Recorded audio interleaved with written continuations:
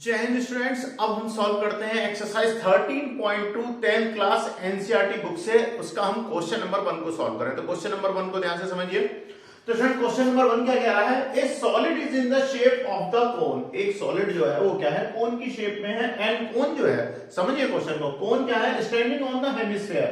और जो कोन जो है वो एक हेमिस्फीयर पर यानी अर्धगोलाकार पार्ट के ऊपर माउंट है, यानी ऊपर उससे अटैच है। ठीक है, with the both their radius being equal to the 1 centimetre. Question का ट्रिकी पॉइंट समझिएगा। दोनों की जो रेडियस है वो क्या है? यानी कि जो आपका स्फीयर है इसकी भी जो रेडियस है वो क्या है? आर की वैल्यू क्या है? 1 है। अब होगा क्या कि जब बाउल के ऊपर या जो हेमिस्फीयर है उसके ऊपर जब कोई कोन आएगी, उन दोनों की हमें क्या दी हुई है? रेडियस इक्वल दी हुई है, यानी radius of cone is equal to the radius of the hemisphere. ठीक है, समझ रहे हो आप? तो ये तो हो गया आपका ये। और आपको क्या दिया हुआ है? The height of the cone is equal to the radius. Height जो है कोन की जो हाइट है यानी ये जो है h, वो क्या है? Equal to the radius. अब आप ध्यान दीजिए, हेमिस्फीयर की रेडियस कितनी है? 1 सेंटीमीटर है। उतनी ही इक्वल कितनी होगी? आपकी कोन की रेडियस होगी। तो कोन की रेडियस के बराबर क्या है? हाइट है, यानी कि हाइट भी कितनी होगी?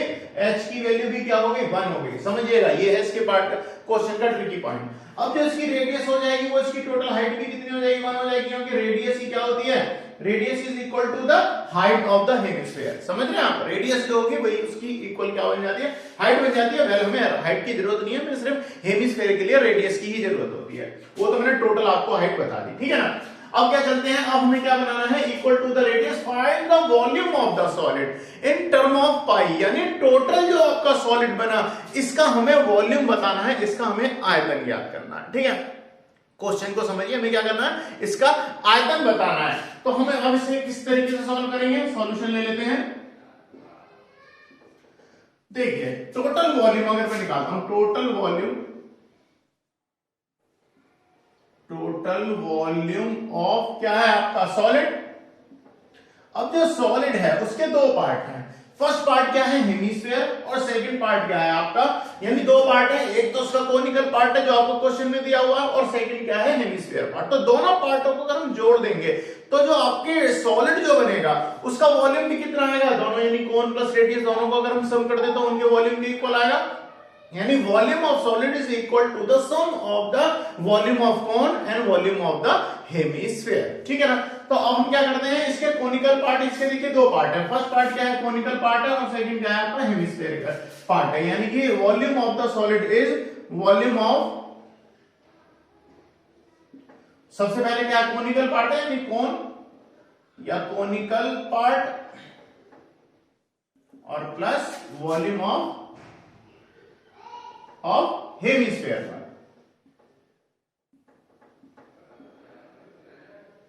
Hemispherical part. ठीक है ना? अब देखिए, जो कोनिकल पार्ट है यानी कोन का वॉल्यूम का फॉर्मूला लगेगा, तो कोन के वॉल्यूम का फॉर्मूला क्या होता है? 1/3 क्या होता है student? Pi r square h. Plus अब क्या है? हेमिस्फीयर का वॉल्यूम का फॉर्मूला लाएंगे। हेमिस्फीयर का क्या होता है? 2/3 पाई आर क्यूब। अब क्वेश्चन में हमसे कहा गया है जो सॉलिड का वॉल्यूम जो निकालोगे वो पाई के टर्म में निकालना है, यानी पाई की वैल्यू नहीं रखनी हमें, यानी 22/7 या 3.14 ये हमें प्लेस नहीं करना है। पाई की जगह वैल्यू में हम क्या करेंगे? पाई को ही स्टेपलेस रहने देंगे या पाई में ही रखेंगे। ठीक है, अब आप यहां से चलते हैं तो देखिए 1/3 है, बिल्कुल ठीक है, पाई की वैल्यू पाई में रहने। अब रेडियस क्या थी? आर कितनी थी? रेडियस ऑफ हेमिस्फीयर क्या है? हेमिस्फीयर की भी और जो कोन की, दोनों की रेडियस सेम है, तो वो वैल्यू क्या है? आपको 1 दी हुई है। तो इसकी वैल्यू अगर मैं 1 का स्क्वायर करूंगा तो ध्यान दीजिए 1 का स्क्वायर कितना आएगा? 1 आएगा। और जो इसकी कोन की हाइट है, तो हाइट कितनी थी? उसकी रेडियस के इक्वल है, तो वो भी कितनी है? 1 है। तो हाइट भी कितनी होगी? 1 होगी इंटू 1 प्लस, अब चलते हैं यहाँ पर 2/3 इंटू पाई की वैल्यू में पाई ही रखनी है हमें, और 1 रेडियस कितनी थी? 1 थी, तो इसकी वैल्यू क्या हो जाएगी? 1 हो जाने वाली है। अच्छा, 1 का स्क्वायर करोगे वो भी 1 मिलेगा, और इंटू 1 करोगे फिर से 1 हो जाएगा। तो यानी 1/3 पाई इंटू 1 करेंगे तो सेम यही वैल्यू आएगी।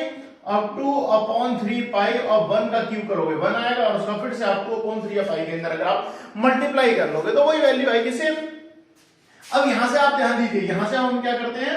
पाई को हम ले लेते हैं इसमें से कॉमन। अगर हम यहाँ से पाई को कॉमन लेते हैं, अब एलसीएम लेके हम इसे ऐड कर सकते हैं। 1/3 कॉमन यहाँ से बचा और फिर क्या रहेगा हमारे पास 2/3। अब आगे देखिए, अब हम इसे अगर सम करेंगे तो हमें क्या करना पड़ेगा, इसे एलसीएम लेके हम इसका सम कर सकते हैं। तो देखिए पाई की वैल्यू तो पाई आ जाएगी। अब यहाँ से अगर मैं हम एलसीएम लेते हैं तो 3 का एलसीएम कितना, 3 हो गया। 1 + 2 इक्वल टू ऑल्सो क्या बन गया जी आपका 2 + 1 इक्वल टू 3/3। अब 3 से अगर मैं 3 को कैंसिल करता हूं तो 1 टाइम, यानी क्या नोट कर सकते हैं हम 1 पाई। अब या तो आप इसका जो वॉल्यूम जो है 1 पाई नोट कर सकते हो, या 1 पाई को हम क्या बोल सकते हैं, पाई। अब देखिए आपसे आंसर भी क्या दिया हुआ था, आपको आंसर भी किस टर्म में पूछा था, पाई के टर्म में। तो यानी कि जो टोटल जो अब आपका सॉलिड जो है, जो आपको सॉलिड जो दिया हुआ था उसका वॉल्यूम क्या आ गया है, पाई। तो student question number 1 exercise 13.2 class 10 से surface area and volume question आपका कंप्लीट।